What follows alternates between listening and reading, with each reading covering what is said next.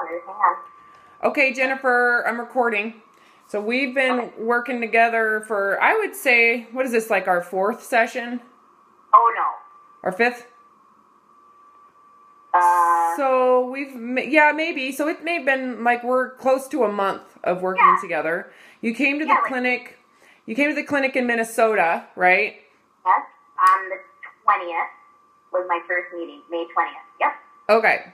And let me turn this up a little bit. So 5th meeting. Yes, 5th meeting today. So it's been about a month. Can you tell the listener about your history? Just... Sure. So I have been overweight my whole entire life. I mean, literally came out at almost 11 pounds. Even as a small child, I was a normal weight until I was 5. That's when the pictures showed me being overweight, which really wasn't a problem, and I didn't have an issue with until I was about 12. When I was told that I was a burden because of my weight, they couldn't find clothes for me, blah, blah, blah. So that's when it really started to hit home for me that I needed to be a different size, a different person, a different whatever, in order to not be a burden on the adults in my life. And that's when I started restricting food and exercising out of control and, lost 100-some pounds at the age of 12. I was below, skin and bone. And this cycle, that's also when the binge and purging started as well, because I would want to eat things, but felt that they were bad or not good or whatever, and then I had to get rid of it because I ate it. Yeah, the guilt and shame, right? So you'd feel bad that so the binge purge cycle, which is super predictable, which is, I can't eat it, but I want it. And then I remember you telling me you went to the, you remember very clearly the first time you binged, you went to Dairy Queen and your dad basically made you eat it, which I'm assuming is because they were concerned for your health with it, like anorexic tendency, and you refused, but finally did it. And then you binged on it out of shame and guilt, and then that's when it began. The binge purge cycle, the purge cycle began, or the binge cycle began, and then the purge cycle. Okay, so you dealt with that and that has pretty much been my entire life since 12 years old. Okay, so then let's talk about the help you've received over that period of time. Yeah. So as an adult, I knew I had to change, things had to change. I wanted to be thinner. I wanted to be healthier.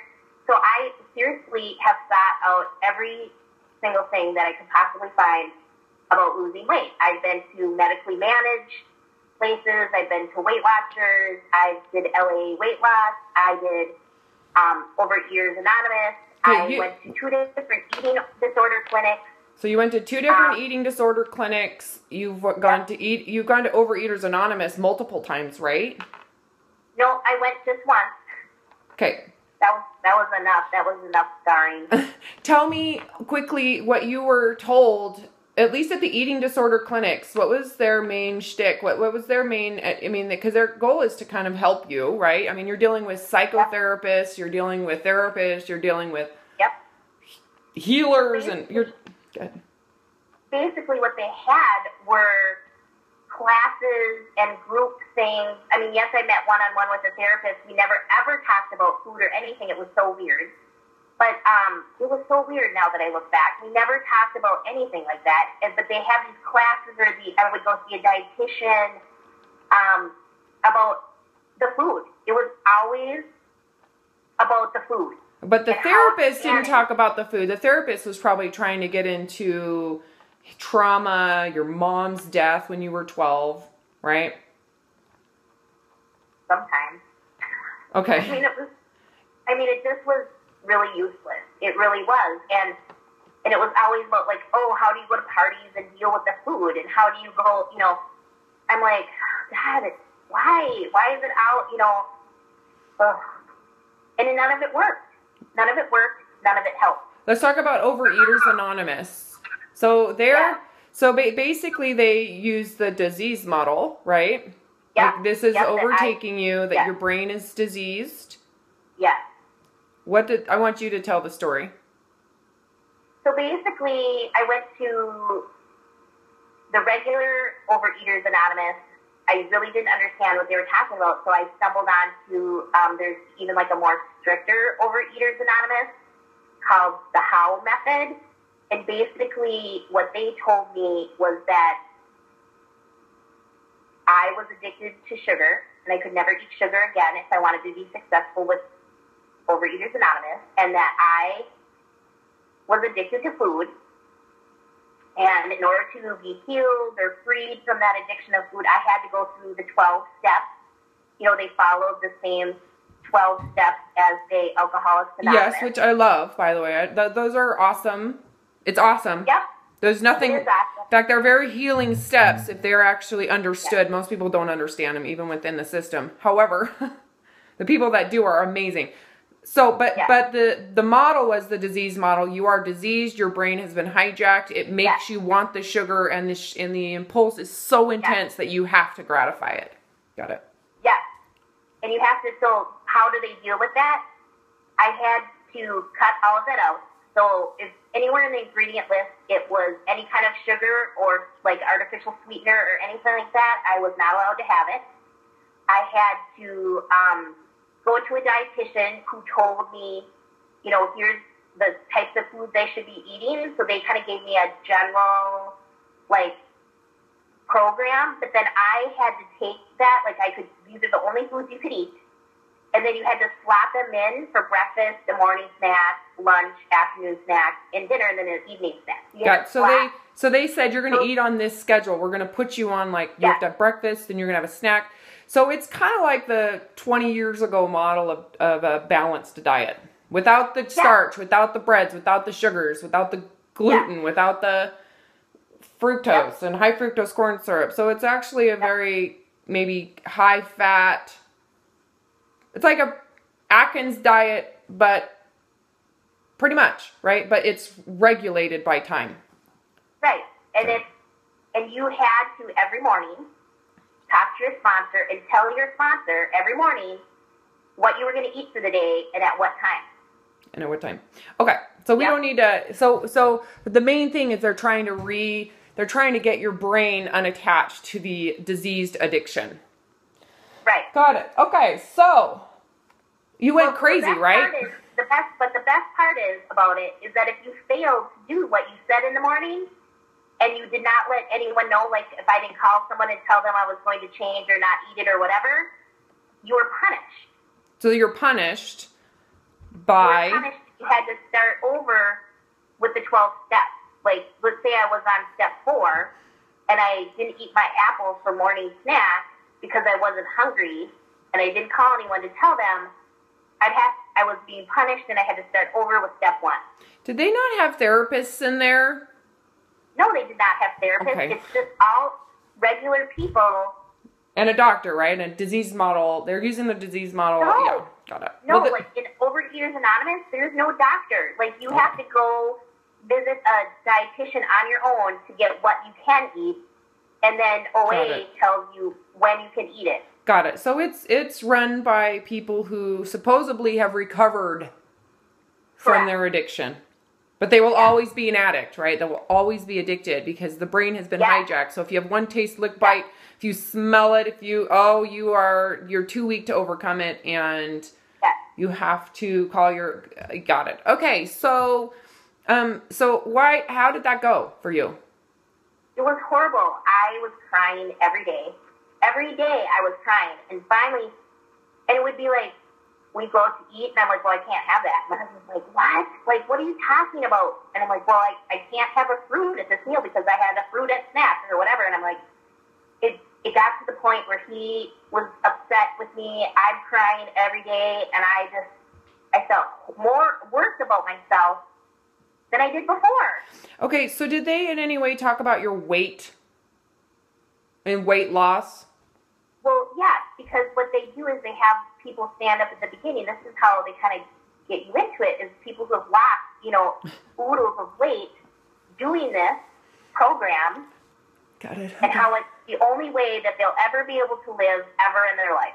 Got it. So they use weight as the bait. They use their weight, but that's the way they think, right? That it's the fat too. The fat and the hormones in the fat make you eat, and this whole thing changes your brain. There's leptin resistance, blah, blah, blah.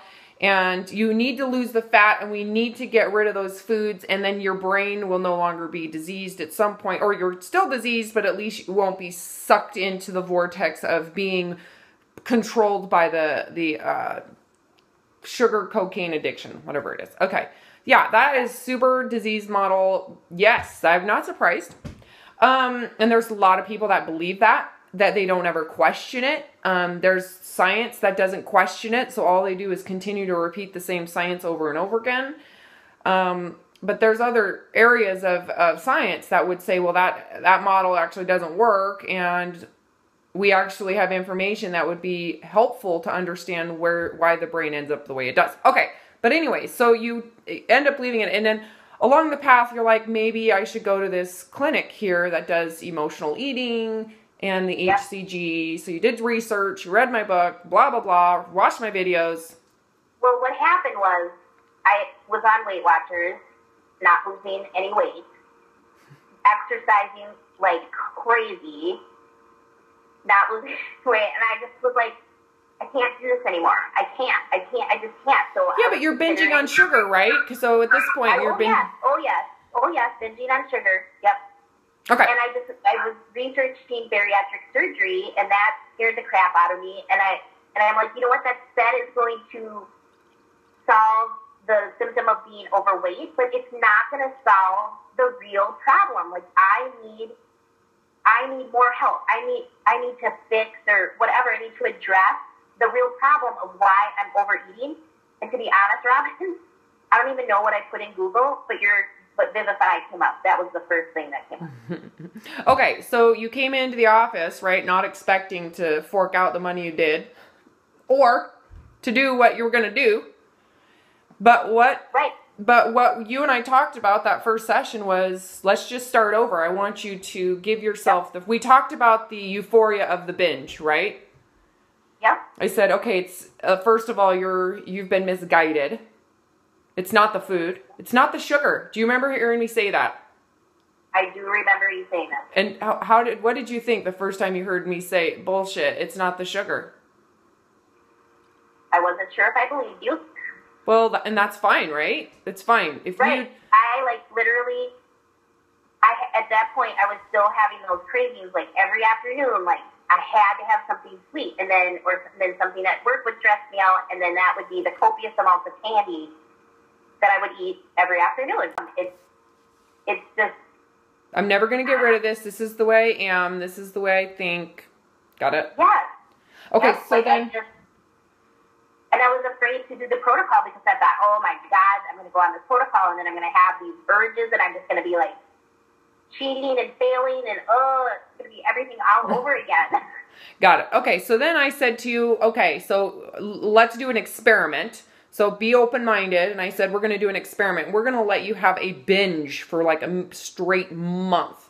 So we talked about the equation of the binge, that the most euphoric moment before you go apeshit crazy on whatever it is you're eating,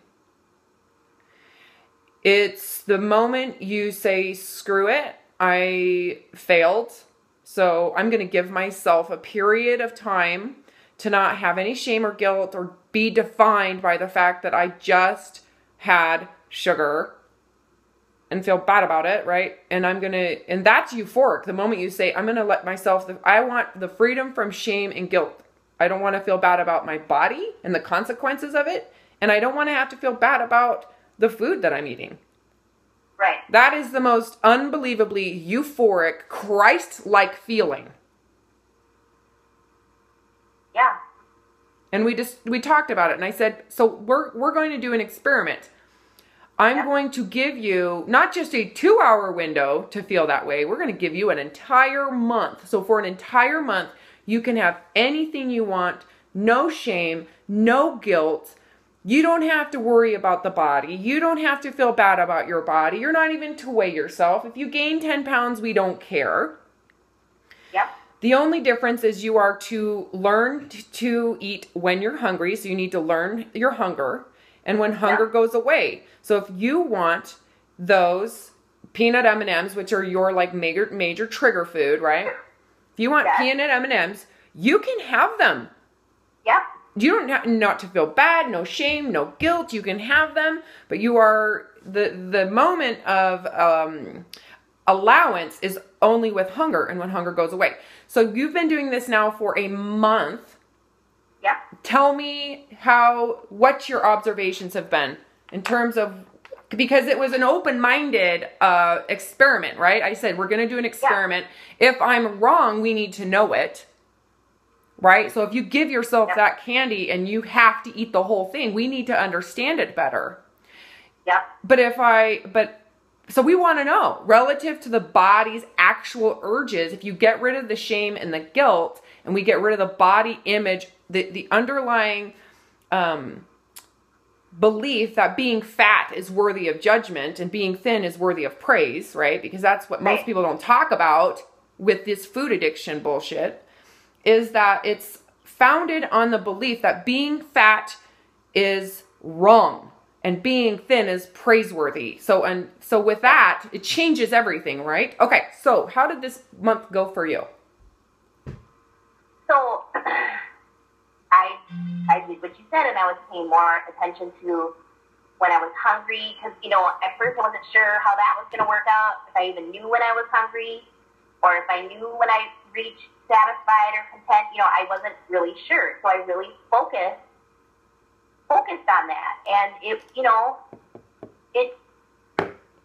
worked really well, because if I thought of something, and we had to talk about this on a different occasion, like if I was thinking about food, or, oh boy, doesn't that sound good? And I'm like, I asked you, I'm thinking, if I'm always thinking about this food, I'm not hungry though. And you just simply said, well, you can have it when you're hungry. And I was like, oh, right, that's right. I can have that. I can have that when I'm hungry. So that's what happens. If I'm hungry and I want some peanut M&Ms, that's fine. Okay, tell me how it goes in the presence of the peanut M&Ms. Because the other thing I wanted you to observe is the actual narcotic pleasure of the food, right? Yeah. So the challenge at the very beginning was when you have those chocolate peanuts or Starburst or candy or cake or whatever it is, that you are to put it in your mouth, and I want you to really taste it and hold it there and let the brain's narcotic response go to its fullest, right? Right. So tell me what. So the fear in that, right? The fear in that would be like, oh my God, I cannot stop eating. Yes, that is the fear. So what actually happened? But what I found is that literally I could eat a couple of them and I had that euphoric feeling. But after that, it wasn't the same. So I stopped eating them. So how much would it have? So before this experiment, you would have had the shame, the guilt, I screwed it, I might as well eat the whole bag. You would have eaten a whole bag of, like, you said, like... Maybe not the whole bag, but like half a bag. A half a bag.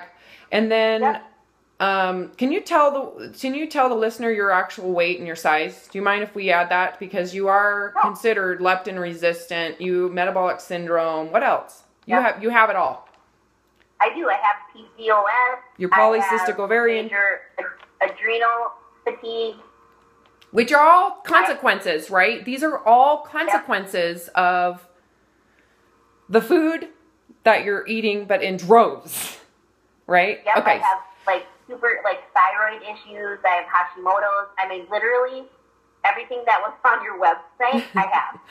You have inflammatory. You're a ball of inflammation from the brain all the way down. Okay, so So tell me, have you had any urges to binge on candy? Like, do you remember what wasn't there like this underlying you always had that urge to be like, I got to do it, I got to do it, I got to do it. Yeah, it was like I'd eat lunch, totally not hungry, but this urge would always come over me in the afternoon. Like I just had to have something sweet. It was too much to control.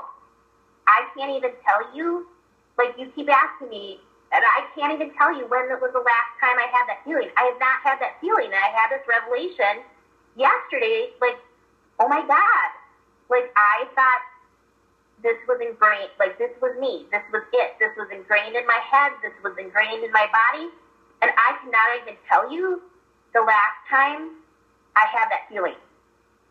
I don't know. Maybe, I don't know when it ended. I don't know. But well, chances are it ended when you stopped.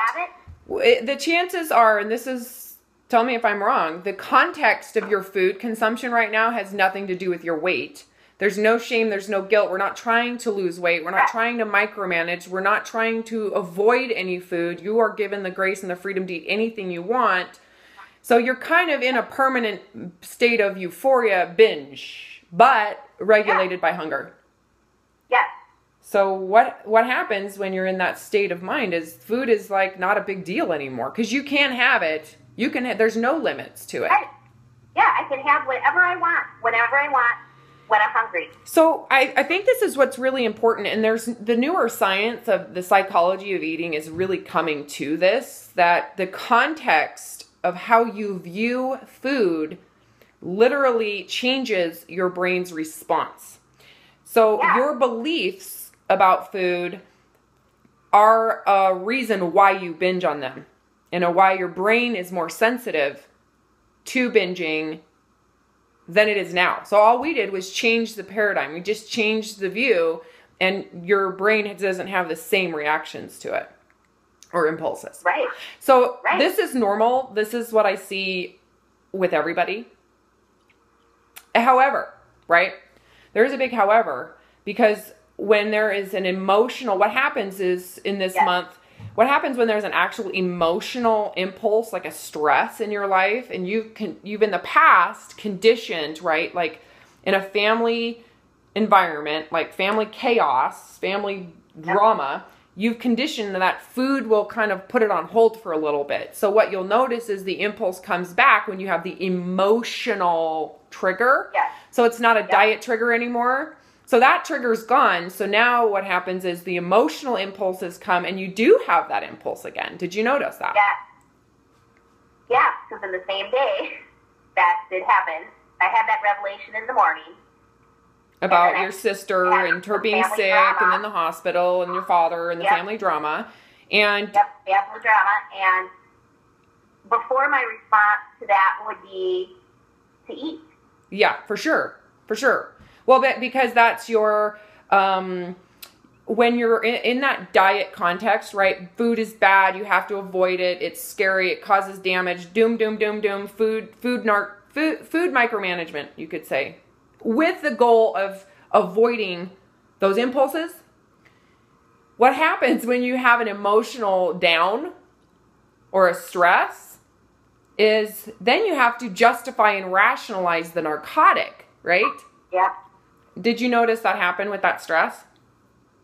I did, because immediately I just was like, and it wasn't that I wanted to eat a particular food, like maybe I was in the past. I just wanted to eat. Yeah, to just avoid, right? To avoid or to just reward or to just try to deal with the anxiety. Yeah, just to like get out of my feelings. But I kept asking myself, are you hungry? And I never was. I'm like, no, you're not. You're not hungry. So if you're not hungry, why would you eat? So yeah, well, for sure. But your why was, I need it for this reason. So it's not like you were hungry. You had the impulse that was emotional. So it wasn't the food impulse. It was the emotional impulse that you are now becoming aware of. So how much of your eating before you even did this experiment was emotion? Oh my God, a lot. So it was driven, I think it was driven a lot by emotion, but I think it was heightened by the fact that there were good and bad foods. I couldn't eat things. Yes. And that made it more... Feeling deprived? That made it more soothing or more as a fix to the emotions that I was having. Agreed. Okay, so I want to know how overall, how often are you really actually truly hungry? Are you... Because before, based on how you were eating, right, all of those emotional triggers and the deprivation triggers and even just eating on a schedule, would you say you were eating a lot before? Yeah. I was eating, Would you say that if someone asked you how hungry you were, that you would say, I'm starving based on the behavior? Before or after? Before. I was never hungry before. Did you know it at the time that you weren't hungry? Or because you were eating because you weren't aware of what hunger felt like, right? Right. So and pretty much I was so afraid of this experiment because I was like, I don't even know. I don't even know when the last time I truly was hungry. So because every time you ate, it was in regard to an impulse that came from emotion. It came from diet. It came from feeling inadequate with your body. It came from, I suck. I'm never going to fix this anyways. I might as well eat. It came from, I can't have it. Therefore I want it. So you were, all of that. So before you did this experiment, you would have said you were hungry all the time. No, I was never hungry. I know you were never. Now you understand it. I guess I'm saying now that you've had a whole month of practice, you recognize you were never hungry. No, I was never hungry. Okay, so before, without this awareness, if I had said to you, how hungry are you? Would you have said, I'm hungry all the stinking time? Yes, I think before I would have said that. Yes, I would agree. I hear that all the time. The problem is when people say they're hungry, there's a big there's perception influencing that makes the perceiver, it's super subjective, right? So when we say, are you hungry? The subject may not even know what hunger feels like, and they might be using other beliefs or other ideas about what hunger should be or what they think it is, which is, and so you could essentially say, if someone said, how often are you hungry? You would have said, all the time. Look at how much I'm eating, right? I have a desire and need for food pretty much all day long, right? Yeah. So then we say, we're going to do an experiment. You can have anything you want, whenever you want. No shame, no guilt.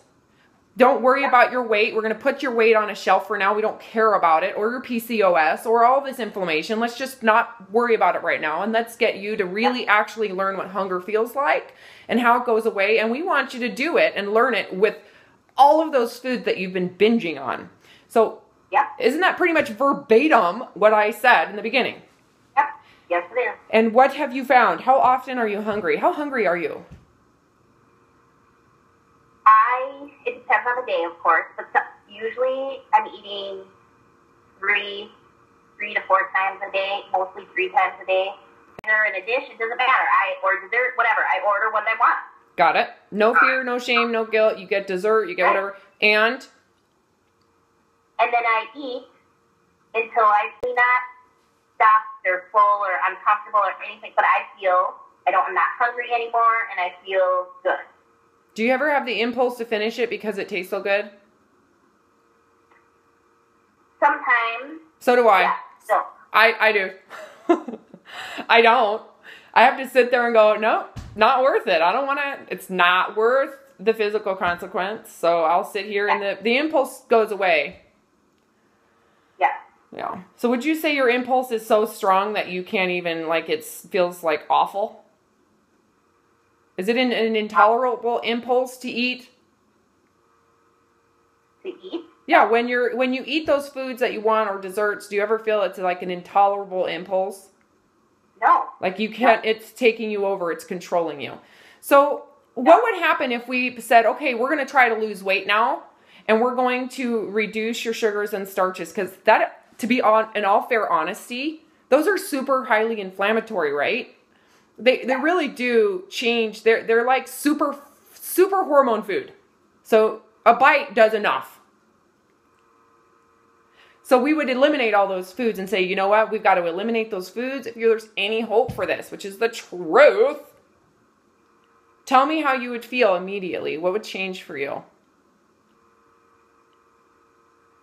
Honestly, I would feel really deprived and crappy and right back where I was. that would be a vulnerability. Don't you agree? Like, whoa, that puts your brain right back to where you feel the biggest impulses, the deprivation state. And we could say that you wouldn't have that same impulse if it wasn't like since you were a child, or at least 12. So you've been dealing with these impulses since you were a child, and they're at this point were massive. Yeah. That you were like, I think about it every day. I binge on sugar every day. Yeah. We changed the view. Your brain doesn't respond the same way. Food is still there. It's still there. You're actually eating the food and you don't have the same response. So this is what the science is showing. And I have to tell you that this is what I've seen across the board. Not only are you rarely hungry, it's really not that much, and it takes significantly less food for you, but even when you eat the foods that you used to have a extremely horrific relationship with, you don't have the same impulses. Nothing has changed except there's no shame and guilt that you have to deal with. So we're taking away the view that creates judgment, shame, guilt, fear, and your brain isn't reacting the same way. Right. I just want you to know that you're normal. Like, you're thinking, this is a miracle. Like, whoa, right? Yeah. And I want you to know that I'm sitting here going, yeah, this is normal. We see this like freaking every day. And the beauty of it is that once the context of what true hunger is because in the beginning, if you said I'm hungry all the time, I would have said I cannot even trust that interpretation, because you have these beliefs and concepts, right? And you have all of these, this perception of what hunger is that is subjectively all over the place. And we have to be able to understand that you really do know what real hunger is, that your idea of hunger or starvation isn't relative to desire. So most of the research right now done with hunger without understanding the science, the psychological science of perspective, is like, you can't even trust it. It's too subjective. But if a scientist doesn't know this information, they'll just assume you're accurate when you say you're hungry all the time. So there's a lot of stuff out there right now saying that you are hungry all the time. Right, and I'm not. Which is true if they don't question your credibility. Right. But if you don't question the credibility of the observer, this information is extremely subjective, and that changes the entire research body to being, you can't even use it, right? So the newer research is showing that, perspective changes the brain's response. So we have to understand perspective about hunger and need for food and the impulses, and then we can actually see what's going on. So what I've observed over the last 3 years since Weight Loss Apocalypse was observed is exactly what you experienced. Enough so that I'm not afraid to say you can have peanut M&Ms every freaking meal if that's what you want. Let's find out. And so most of the time when it comes down to it, that's not even what I want. I'm not surprised, right? If you really get to the mouth, you're like, wow, I don't even really want that. And I'm assuming there's times too where you have the urge, like, oh, I just really want those peanut M&Ms or the Starburst or whatever it is, or that cake. And then you're like, well, I can have it when I'm hungry, right? Yeah. So then you wait till you're hungry, and then have you had the experience where you don't really want that anymore? Yeah. Mm-hmm. Because I'm hungry. Yeah. And when I'm hungry, I want different foods. Not that they're good or bad, but I want filling, healthier food. Something else, right? So got it. Yeah, there's some, but there are times when I'm hungry and I do have the M&M, and that's fine. And how much does it take for your hunger to go away? Just so for me, I've really been paying attention to that, and then also how they taste. Mm-hmm. Because if it's not tasty, like the first few bites always taste the best. Totally. So I'll eat the first few bites, which are like 3 or 4. 3 or 4 peanut M&Ms. Got it. Yep. And then if I eat, say, the 5th, and it's not really doing it. That is what we find. that when you actually listen to the mouth, it changes. Did you notice that it really changes? It's like your mouth can tell this isn't a good food. It's honestly amazing. The whole mouth changes. You have those three. You give yourself the grace to really, really enjoy the food without the shame and the guilt. Well, food, right? Peanut M&Ms. Right. The sugar, fructose, corn syrup, the shell, whatever it is. Right. And it's pleasurable right away. Yeah. It melts and you're holding it there. And then in the crunch of the peanut, it's got a little salt. And then all of a sudden, the mouth like flips a switch. Yep. Where you might notice it's goopier. The chocolate doesn't taste like chocolate. It tastes like metal. Yeah, it's just not appealing. No, it changes, doesn't it? I'm finding that when I'm hungry and I'm looking for something to eat, it's usually not the candy, not the sweet stuff, not the stuff that I would have thought that I normally would have just eaten. Okay, so could you live the rest of your life this way? Yep. What do you think would happen to your body's health if you continued to live this way? Well, obviously I don't know the future, but I would hope that it would find its true healthy weight. And if it is, like I said this morning, if it is the weight that I'm at, then so be it. That's what it's supposed to be. Yeah. What's the biggest vulnerability for you at this point with the circumstance of your body and your mind? What's the biggest vulnerability for you? Where's the danger? Where's the danger?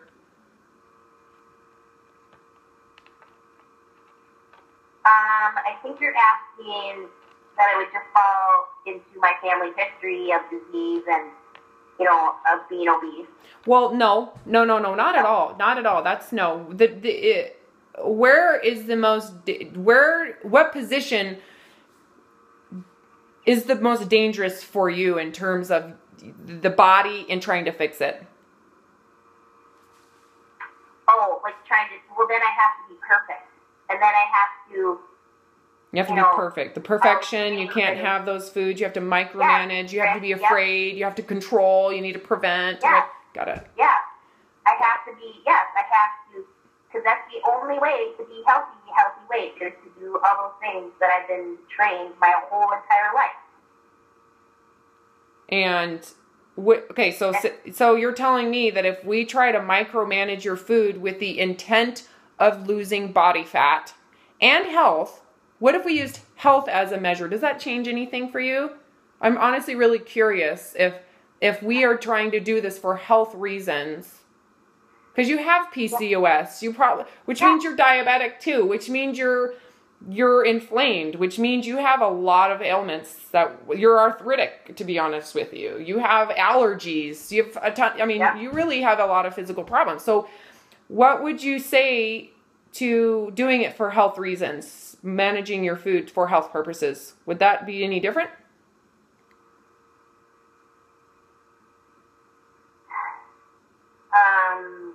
I'm not looking for an answer. I'm honestly curious. If we were to make those changes with your food for health reasons, if it would still be a dangerous ground for you. I think right now, yes. Yeah, I would agree. At some point, when we can look at it differently, but we have to look at the psychological ramifications of those changes and the perspective of fear and failure and the lack of lenience, right? There has to be a form of lenience in there.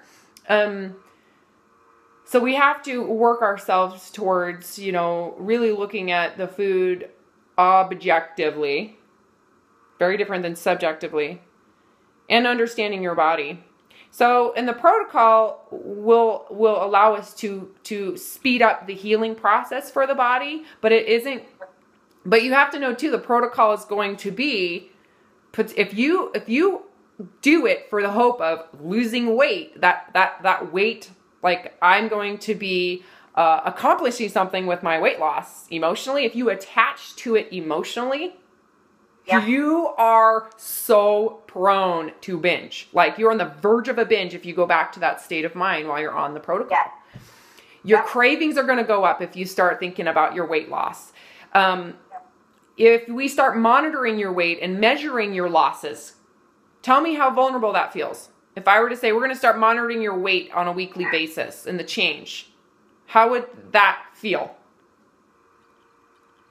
It would feel to me, again, like I should be restricting and I shouldn't be eating whatever I want. And it would go, I feel like I would go right back down to where I was. Yeah, there's a lot of pressure behind that, right? Yes, a lot of pressure. Yep. Yeah. And we've got to get it to where there's no pressure at all, right? If the week came up and then I didn't lose any weight, then again, I'm a failure. Yeah, well, this isn't about your weight, right? So what we're doing is we're trying to just heal this relationship and this perspective. We've got to. Can you hear me? All right, I'm going to close this off. Okay.